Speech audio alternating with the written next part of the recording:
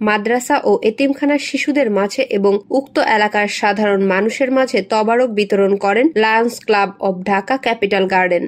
Lions Syed Rafiqul ইসলামের সভাপতিত্বে জামিয়া হালিমিয়া কাশিমুল উমুল মাদ্রাসা ও এতিমখানা, মুসলিম পাড়া মধ্য আজমপুর দক্ষিণ খান, মাদুনাতুল উমুল আল আরাবিয়া মাদ্রাসা মধ্য আজমপুর দক্ষিণ খান, আয়শা সিদ্দিকারা মাদ্রাসা, মুন্সি মার্কেট মধ্য আজমপুর দক্ষিণ খান, ঢাকা 1230 উক্ত এলাকায় খাদ্য বিতরণ কর্মসূচি অনুষ্ঠিত হয়।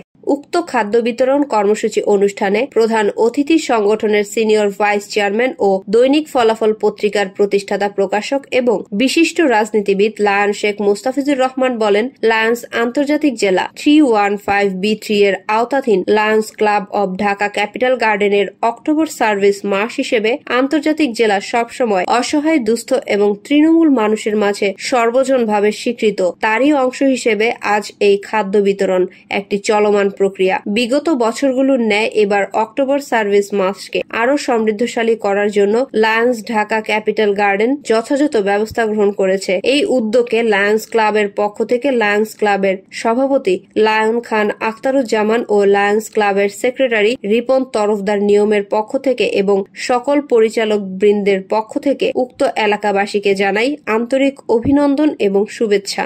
এ সময় বিশেষ অতিথি হিসেবে উপস্থিত ছিলেন উক্ত আজমপুর সমাজ কল্যাণ সংঘ সভাপতি মোহাম্মদ সফরউদ্দিন মাতব্বর, আজমপুর সমাজ কল্যাণ সংঘ মোহাম্মদ মামুন হোসেন সহ উপস্থিত গণ্যমান্য ব্যক্তি কারি মাওলানা মোহাম্মদ জসিমউদ্দিন, ফকিরবাড়ি জামে মসজিদ, মৌলভী ইমাম হোসাইন, জামিয়া হালিমিয়া কাশিমুল উমুল মাদ্রাসা ও এতিমখানা, হাফেজ মাওলানা মোহাম্মদ শফিকুল ইসলাম, মসজিদুল আলা জামে মসজিদ, মোহাম্মদ হোসেন, যুগ্ম সাধারণ সম্পাদক মসজিদুল আলা জামে মসজিদ, মোহাম্মদ রফিকুল ইসলাম, মোহাম্মদ মুসলিম উদ্দিন, মোহাম্মদ হাফিজ উদ্দিন, মোহাম্মদ ইকবাল আহমেদ পাবেল। আরও উপস্থিত ছিলেন উক্ত এলাকার রাজনীতিবিদ ও সমাজ সেবকগণ।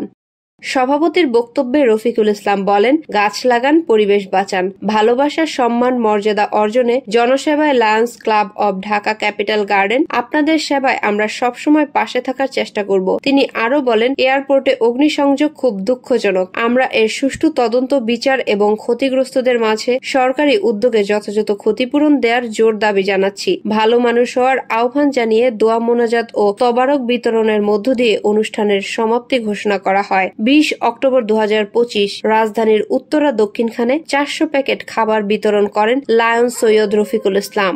মালি আহমেদ পায়েল, মাতৃভাষা টেলিভিশন, ঢাকা।